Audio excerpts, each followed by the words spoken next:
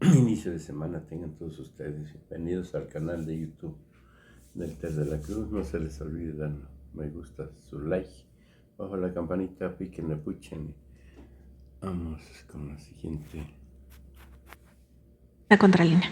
Presidente, en el Valle de México está pues sufriéndose una sequía muy severa y se espera que, de acuerdo con las proyecciones que se tienen, que entre abril y junio de este 2024, pues esto empeore todavía más.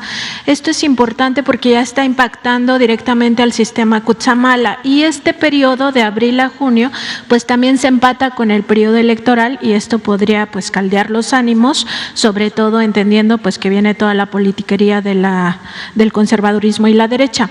En ese sentido, hay propuestas que ya se hicieron por parte de los organismos del agua, tanto del Estado de México como de la Ciudad de México, en donde están pidiendo justamente que desde la Federación se le pudiera cerrar la llave a los 5 clubes de golf que están asentados en el Estado de México y también que desde la Conagua se pudieran hacer operativos contra el llamado huachicoleo del agua, que es un poco tomas clandestinas, como ocurre con el tema de los hidrocarburos, tomas clandestinas donde empiezan a robarse muchos litros de este líquido. Preguntarle si ya tenía usted una evaluación de este asunto, si se podría cooperar en ese sentido o por lo menos analizar las propuestas que ya se han venido realizando o generar una estrategia distinta, pero sí atender pues este problema. Sí, ya lo están atendiendo el gobierno de la Ciudad de México, el gobierno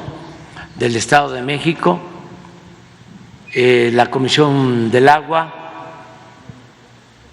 se están reuniendo periódicamente. Hoy me informaron de una próxima reunión de Martí Batres. Los lunes nos acompaña Martí Batres a la reunión de seguridad. Se trató este tema, se acordó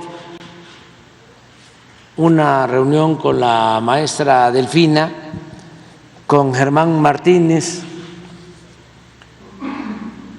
que es el coordinador de Conagua, y ya tienen un plan que se va a aplicar y yo espero que se resuelva lo del abasto de agua, que aún siendo temporada electoral y aún cuando lo quieran magnificar, no van a poder, porque se está actuando y hay opciones, hay alternativas, que la gente tenga confianza de que no va a faltar el agua. Ahora estamos en una situación también de cierta emergencia,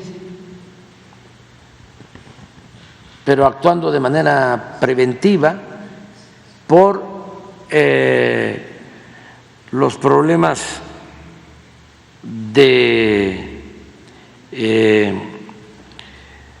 las tormentas invernales en Estados Unidos, que afecta sobre todo la producción, la distribución del gas y la energía eléctrica se produce en plantas que requieren gas. Nosotros tenemos la ventaja, por eso fue muy importante detener, parar la privatización de la industria eléctrica, porque tenemos el control de todas las líneas de distribución. Entonces podemos subir a las redes de distribución energía que se produce con distintos combustibles, no solo con gas.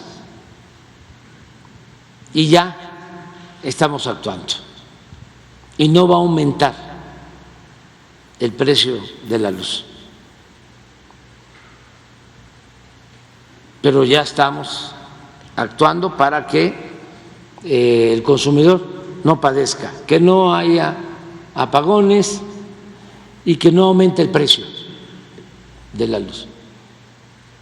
Es algo parecido, no igual de intenso, y además, ojalá y no se agrave, a lo que sucedió hace como 2 años de fuertes nevadas en Texas, que ellos tardaron sin luz como 1 mes sufriendo. Nosotros resolvimos en 1 semana en el norte de nuestro país. ¿Por qué resolvimos en ese entonces? Porque se pusieron a producir, a turbinar todas las hidroeléctricas del sureste y se transmite la energía eléctrica por las líneas que están todas interconectadas. Y tenemos otros combustibles. Hay combustóleo, hay otros combustibles. Hay diésel, hay carbón y desde luego las hidroeléctricas. Entonces, en el caso del agua hay opciones, tenemos varias alternativas para que no falte el agua y ya se está trabajando en eso. En otro tema, presidente, este miércoles que se tiene agendada la sesión del Consejo de Administración de Petróleos Mexicanos, se espera, pues ya hay bastantes avisos al respecto, que se discuta la jubilación del ingeniero José Manuel Rocha Vallejo. Esto es importante que se revise porque el ingeniero pues está al frente del proyecto de la refinería Dos Bocas, en general está al frente de todo el Sistema Nacional de Refinación y ya está causando pues angustia entre algunos trabajadores, sobre todo porque pues se tiene que tener experiencia para todo el arranque. Es importante porque llevábamos 40 años sin generar o construir refinerías y el ingeniero Rocha Vallejo pues se quedó al frente de este proyecto tras la salida de la ingeniera Rocío Nale. Preguntarle, presidente, si no sería mejor que continúe el ingeniero, que no lo jubilen y que lleve a término pues digamos, este sistema o reconfiguración del sistema ya incluyendo a Dos Bocas, sobre todo porque esto forma parte del plan para garantizar la soberanía energética y él junto con los decanos tuvieron que venir ingenieros pues que ya estaban jubilados para echar adelante esta refinería y que sea una refinería de los mexicanos. Entonces preguntarle, presidente, pues cuál sería el escenario más ideal para esta circunstancia. Pues no tengo información sobre la jubilación del ingeniero Rocha. Coincido contigo de que es un experto en todo lo que tiene que ver con refinación. Lo necesitamos, pero no hay ningún informe al respecto. No me han dado a conocer nada. Y el director de Pemex, que es ahora el encargado ya de todo lo que tiene que ver con refinación, por las circunstancias, porque necesitábamos construir a tiempo la refinería de Dos Bocas, la secretaria de Energía, Rocío Nale, nos ayudó en todo lo relacionado con la refinación, no solo en la construcción de esta gran refinería, cosa que le agradecemos mucho, porque ella se aplicó a fondo y ya el mes próximo empieza a producir la refinería de Dos Bocas y va a poder procesar hasta 340,000 barriles diarios. Esa refinería va a abastecer el 20% de la gasolina que consumimos en el país. Por eso es importantísimo. Fue una muy buena decisión construir esa refinería y es el equipo del ingeniero Rocha el que está a cargo de las pruebas y tiene la responsabilidad de echar a andar la refinería. Esto va a ser en febrero, el mes próximo. Entonces no va a haber movimiento y le tengo toda la confianza, desde luego, al director de Pemex, a Octavio Romero López. Presidente, en otro tema, pues nada más decir que a veces hay temas que pareciera que se reiteran mucho en la conferencia matutina y sin embargo enfrentan un cerco informativo afuera, por eso es importante que se comenten aquí. En la revista Contralínea hemos documentado que la Suprema Corte de Justicia de la Nación, y este cerco informativo precisamente deriva de eso que denominaron la Corte no se toca, ¿no? Nosotros documentamos que los ministros y ministras de la Corte el 14 de noviembre de 2023 ya determinaron que es confidencial el monto total del sueldo que perciben. Lo solicitamos por la vía de transparencia desde mayo, se tardaron 6 meses en resolver, cuando los tiempos de la Ley General de Transparencia pues son 20 días hábiles, prorrogables por otros 20 días hábiles, en fin, se fueron 6 meses en estas prórrogas. Ellos determinaron esto sobre todo porque ocultan, lo censuran, lo ponen en negro, una prestación que sería adicional a los 468,000 pesos mensuales que reciben de forma directa como pago quincenal, perdón, como pago mensual. Ahí, pues esta prestación no se sabe cuál es el monto ni cuánto reciben directamente, y esto es importante porque aquí se ha hecho una estimación de que son alrededor de 700 o 750,000 pesos mensuales los que perciben, sobre todo porque también tienen ayudas de restaurantes, tienen todo lo del internet en sus casas, la telefonía celular, etcétera. Preguntarle, presidente, sobre esta circunstancia donde los ministros, ministras se han asumido como defensores de la transparencia, incluso en 3 o 4 ocasiones del año pasado fallaron a favor del INAI porque supuestamente ellos están comprometidos con esto, y el caso de los sueldos es una obligación de transparencia, ni siquiera se les debería de consultar vía la ley, ellos tendrían que estarlo revelando porque así lo marca la legislación. Ya sabemos que ganan más que usted y que están como si fueran un poder supranacional. Preguntarle su opinión, presidente. Gracias. Pues es una cuestión ya sabida. De todas maneras, como tú lo mencionas, hay que seguir haciendo la denuncia, porque no sale nada en los medios convencionales, no los tocan a los de la Corte y a los del Poder Judicial y a los de la transparencia, ni con el pétalo de una rosa. Son como los hijos predilectos del bloque conservador. No los tocan. Se aplica la máxima de que no se puede tocar al intocable.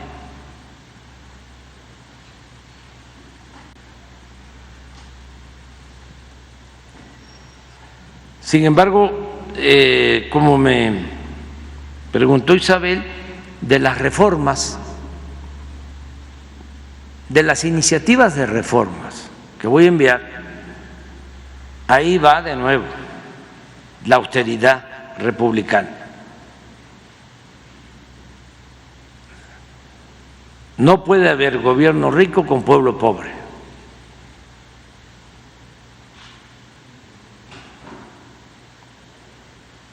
Y tienen a Juárez ahí.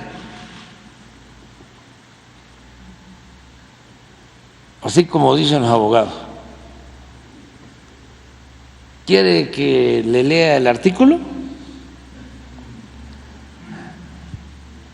Vamos a ponerle lo que decía Juárez sobre la justa medianía.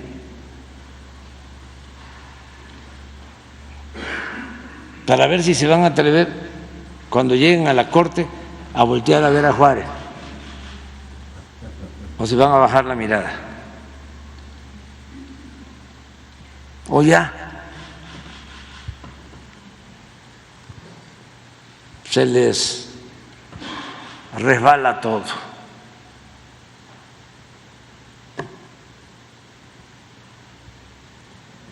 Hay que seguir haciendo la denuncia.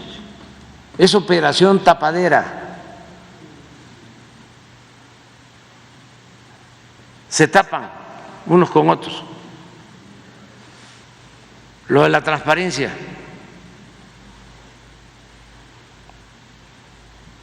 Defienden a la Corte y la Corte defiende a transparencia. Pero qué buen dato nos estás dando, porque no se sabía. Ahora resulta que la Corte decide, solicita mantener en secreto, así es, ¿no? Sí, es confidencial según ellos. ¿Confidencial? El monto total de su sueldo. El monto total de sus sueldos es confidencial. Como no es el pueblo el que les paga,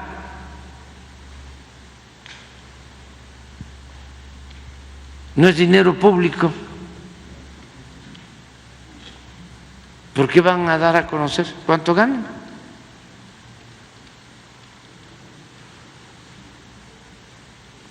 ¿Qué derecho tienen los ciudadanos a saber cuánto ganamos los servidores públicos? ¿Tiene algún derecho el pueblo? Claro que sí. Volvemos a lo mismo, la transparencia es una regla de oro de la democracia, pero eso no es democracia, al menos para el Broso no.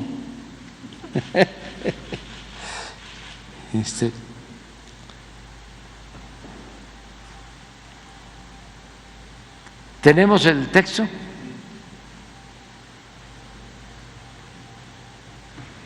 Fíjense, esto es cuando estaba de gobernador en Oaxaca, ¿verdad? Sí. Bajo el sistema federativo, los funcionarios públicos no pueden disponer de las rentas sin responsabilidad, no pueden gobernar a impulsos de una voluntad caprichosa, sino con sujeción a las leyes. No pueden improvisar fortunas, ni entregarse al ocio y a la disipación, sino consagrarse asiduamente al trabajo, disponiéndose a servir, a vivir, disponiéndose a vivir en la honrada medianía,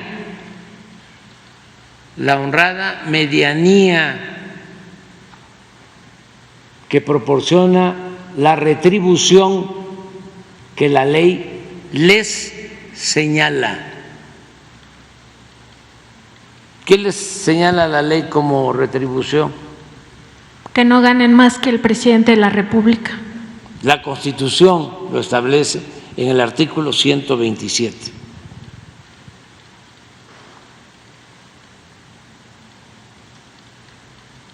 Entonces hay que continuar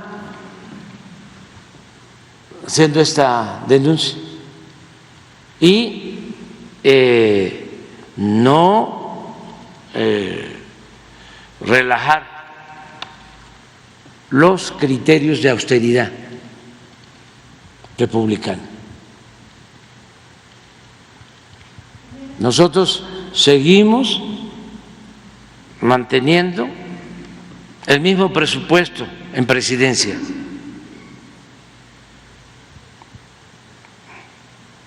Un día lo voy a traer en una gráfica. Cuando llegamos en el 2018, el presupuesto que se ejercía en presidencia eran 3.600 millones de pesos. El año pasado no llegamos a 600 millones, después de 5 años.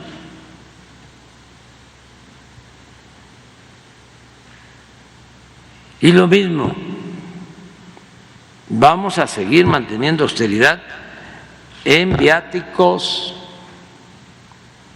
viajes,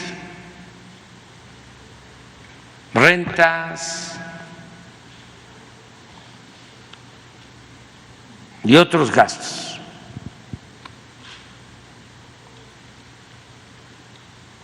Porque la fórmula para ayudar a la gente, sobre todo a los pobres,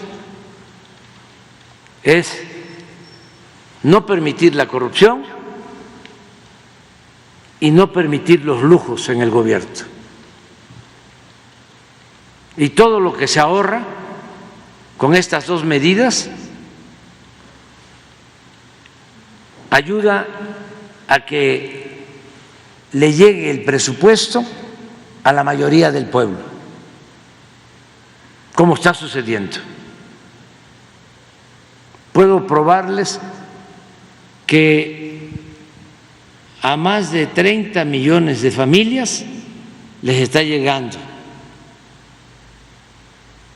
aún una pequeña porción del presupuesto público. Y somos 35 millones de familias. Y ya a 30 le llega de manera directa una parte del presupuesto. Y a los 5 millones restantes les llega también el beneficio, de manera indirecta, porque está creciendo la economía, porque hay inversión extranjera, porque les cuesta menos la gasolina, porque les cuesta menos la luz, porque hay paz, hay tranquilidad en nuestro país, que la paz es un bien muy preciado.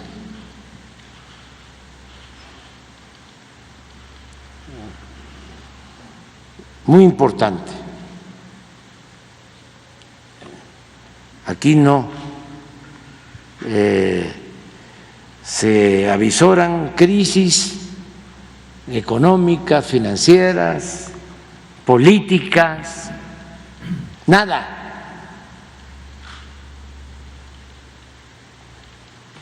De ningún tipo. Y se van a quedar también con las ganas los que están apostando a que se va a agravar la situación de la violencia. No, al contrario, vamos a seguir reduciendo los índices delictivos. ¿Por qué? Porque ya están dando frutos las políticas que iniciamos, que llevan tiempo. Por ejemplo, de atender las causas, de combatir la pobreza, de mejorar los ingresos, de que haya empleo, de atender a los jóvenes. Ahora es que están dando frutos esas políticas y eso nos ayuda mucho. También la honestidad, el que no se asocie la autoridad con la delincuencia, como era antes. Imagínense, con García Luna, formado en el CISEN de Carlos Salinas, brazo derecho de Felipe Calderón. Es una pena,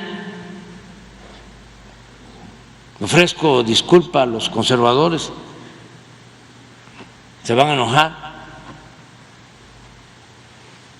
pero no es de mala fe, es nada más para a ver si cambian, porque es de sabios cambiar de opinión, a ver si lo racional se impone.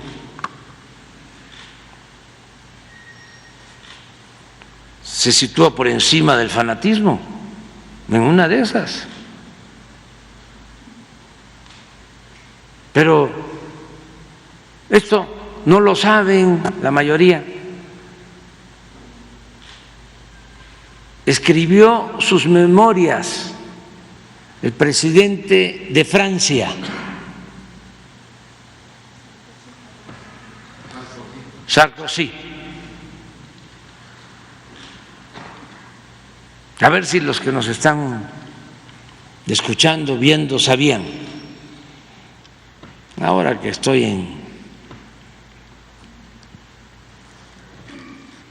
TikTok, los jóvenes sí, porque eso están muy despiertos, muy avispados.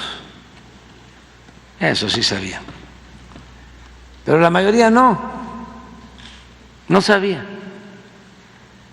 que Sarkozy, presidente de Francia, cuando Calderón era presidente o detentaba la presidencia de México, al mismo tiempo, este señor Sarkozy acaba de escribir sus memorias, las acaba de publicar. Y para vergüenza de nosotros, de todos los mexicanos, habla de las extravagancias en México.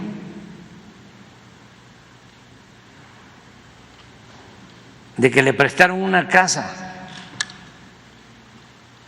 de un banquero, de Roberto Hernández.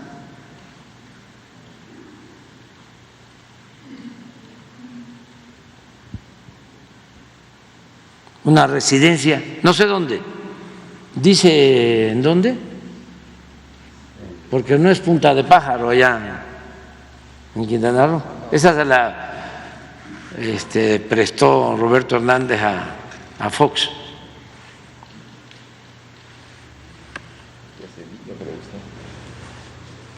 Bueno, hay que dar de tarea a dónde está la casa. Pero le llamó mucho la atención a Sarkozy porque preguntó: ¿y de quién es esta casa? Pensaba que era una casa de visita, ¿no?, del gobierno. Pues no, era de un banquero, Roberto Hernández. Pero la revelación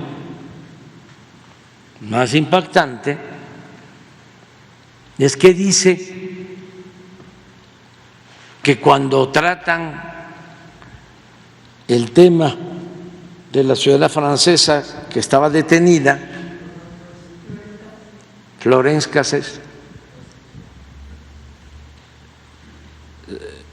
se transforma Calderón y él asegura, Sarkozy, de que el que mandaba era García Luna. Imagínense qué vergonzoso.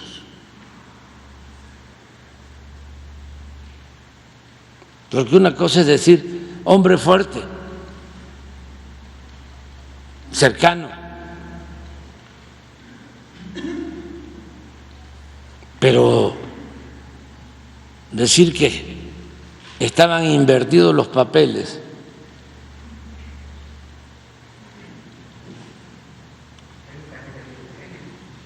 ¿cómo? No, yo eso no lo repito, pero no, que el que mandaba era García Luna.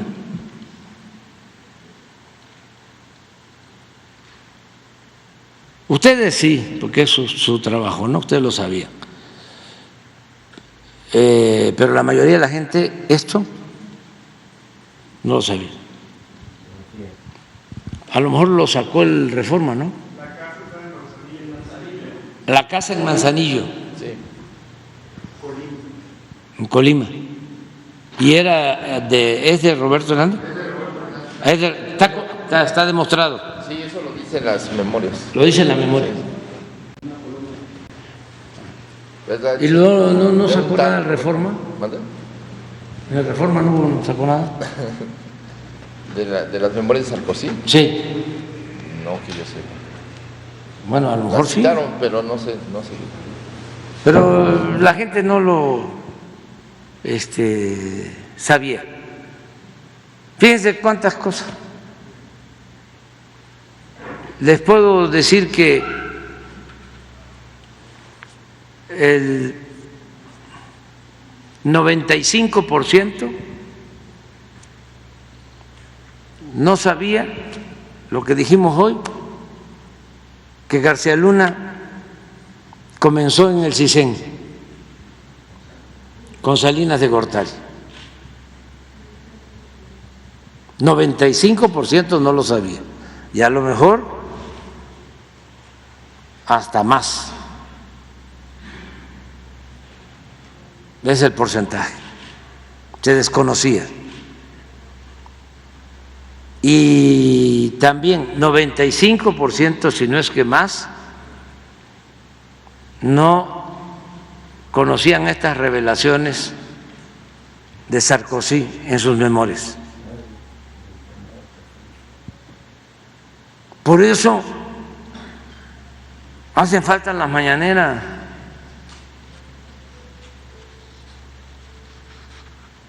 Hay que inventariarlas, que no se vayan las mañaneras.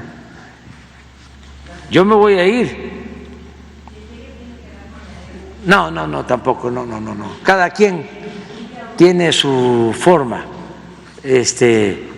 pero sí hay que informar. Hay que garantizar el derecho a la información y no dejarle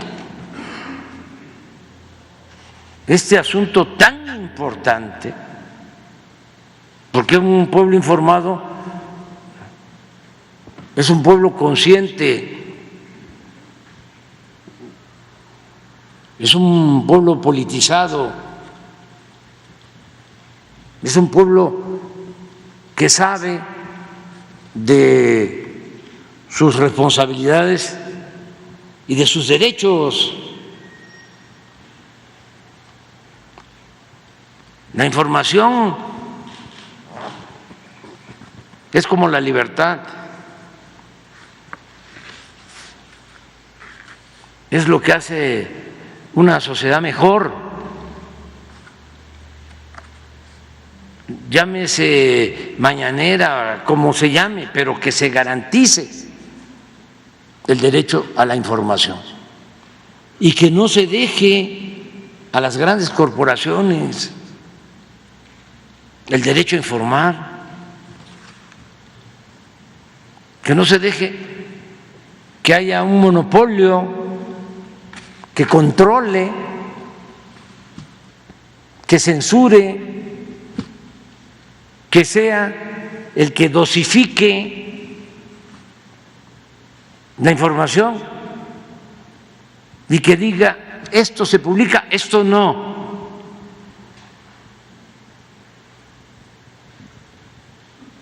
Sino que la vida pública sea cada vez más pública y que todos puedan informar. Pero es realmente lamentable que por este control casi absoluto de los medios no se informe por los intereses creados. ¿Cómo vamos a consolidar la democracia si no hay información?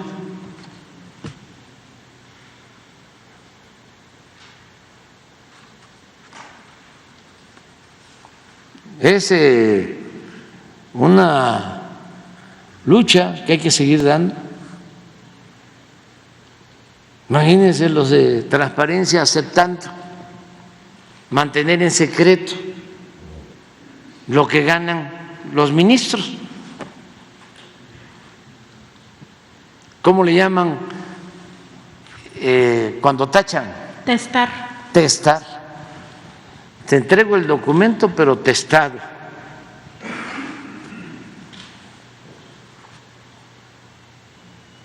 Te informo nada más una parte. No, todo. Y otra cuestión, más que no sé cómo podría hacerse sin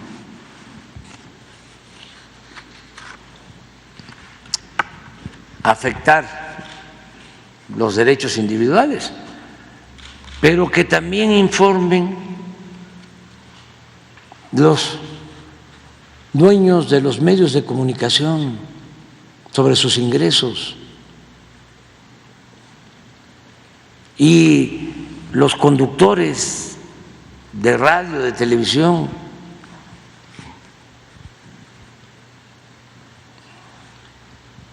O sea, ¿por qué un conductor de radio, de televisión va a ganar 1 millón, 2 millones de pesos mensuales? ¿Qué es lo que hace?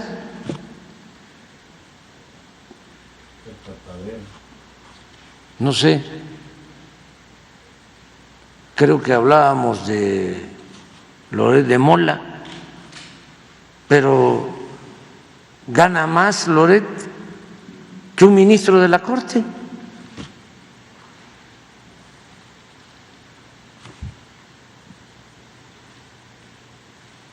Y claro que está mal que gane tanto un ministro de la Corte, pero ¿y Loret?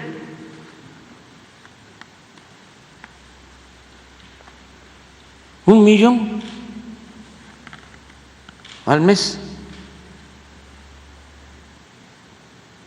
Un programa, creo que, ¿cuánto tarda su programa en la radio? Esta, la que era la W. Ahí es donde está, ¿no? 2 horas. 1 millón al mes.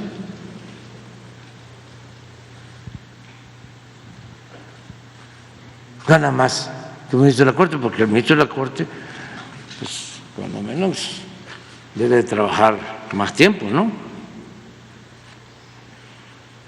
No son 2 horas al día.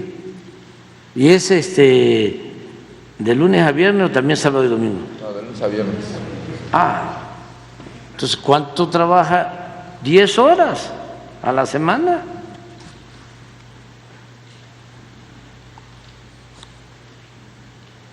¿40 horas al mes? 1 millón. Ya no, lo que trabaja un obrero. en una semana. Se raya. Pero eso habría que ver también porque tienen una función pública de una u otra manera. No se trata de censurar a nadie, ¿eh? Mientras nosotros estemos aquí, prohibido prohibir. Broso, síguele, tú dale, síguele, y todos, sin límite de nada. Es que este periodismo tendencioso, corrupto, hace mucho daño cuando no hay respaldo popular.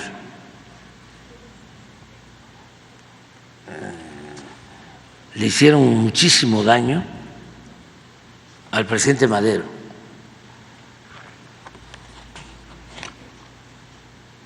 Lo difamaron como les dio la gana. Y el presidente Madero también, tolerante. Nunca. Hubieron 2, 3 cosas, y eso mal aconsejado, de represión a periodistas en su presidencia, que duró pues muy poco.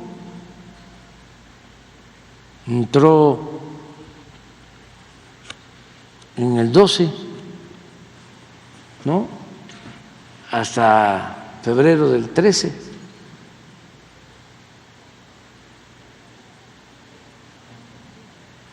Sí, entró a finales del 11, ¿sí? 12, como 1 año, 3 meses. Y una guerra sucia tremenda. Pero en aquellos tiempos no tenía cómo respaldarse. Además, no hizo la alianza con los campesinos, con Zapata.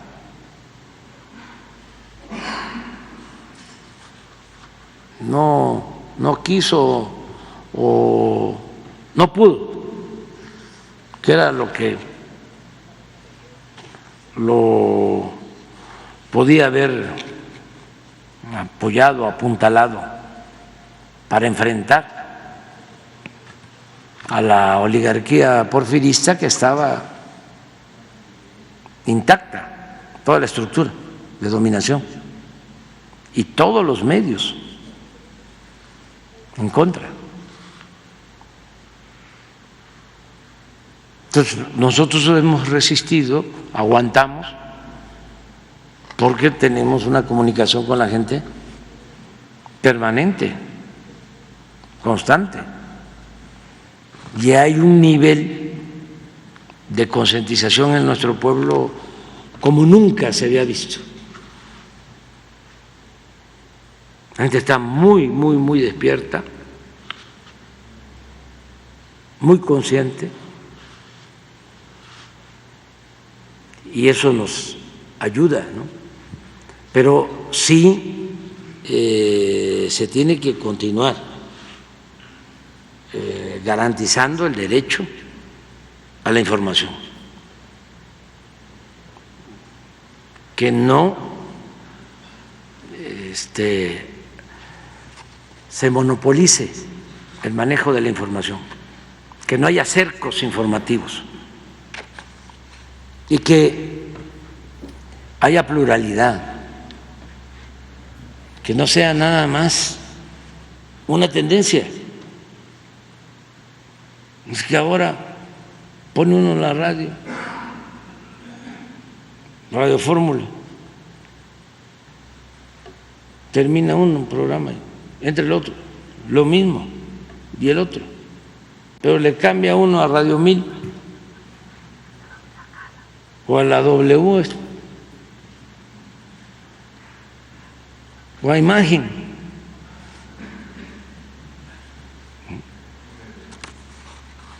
Busca mejor al Grupo Frontera.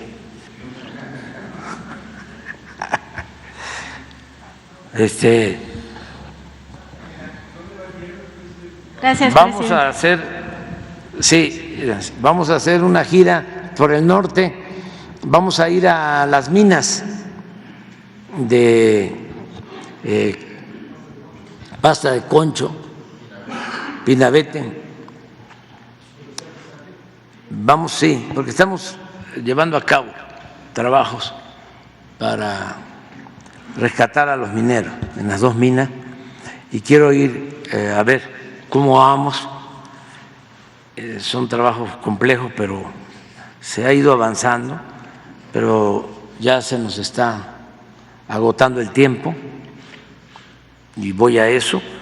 Y voy también a tener reuniones, además de Coahuila, en Durango, en Zacatecas, en San Luis y en Querétaro. No quiero todavía dar información sobre eso porque se están haciendo los estudios de identificación genéticos para saber sobre ellos. En el caso de Coahuila, sí estamos trabajando y todo esto de acuerdo con los familiares en los dos casos y queremos avanzar más. Les invito para que vean lo que se ha hecho. Se conoce poco, pero cuando llegamos hicimos el compromiso desde antes de que íbamos a rescatar a los mineros de Pasta de Concho y lo estamos haciendo. Y no es un gasto, es una inversión, porque es también reparar un daño, una actitud inhumana e inmoral.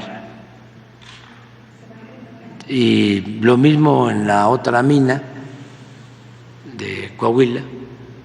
En los dos casos estamos invirtiendo y las empresas están trabajando. Tuvimos problemas con una de estas empresas, pero ya se resolvió el problema y se sigue trabajando para bajar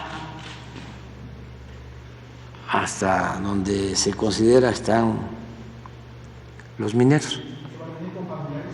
Sí, sí, van a estar ellos ahí. Y en los dos casos. ¿Cuándo empieza su gira, presidente? El viernes y terminamos hasta el lunes. Va a ser en Querétaro. El viernes sí aquí. Viernes aquí y lunes en Querétaro. Y nos volvemos a encontrar el martes, si no van a la gira. ¿Abierta? Sí, sí, todos. Todos. ¿La reforma en materia de austeridad irá en el paquete del 5 de febrero? Sí. ¿Es constitucional o legal? Todo queremos que sea constitucional. Todo queremos que sea constitucional. Van a haber algunas que son leyes, pero en su mayoría queremos que sean reformas constitucionales. Muy bien, nos vemos. Quedan pendientes los dos. Bye bye, chao.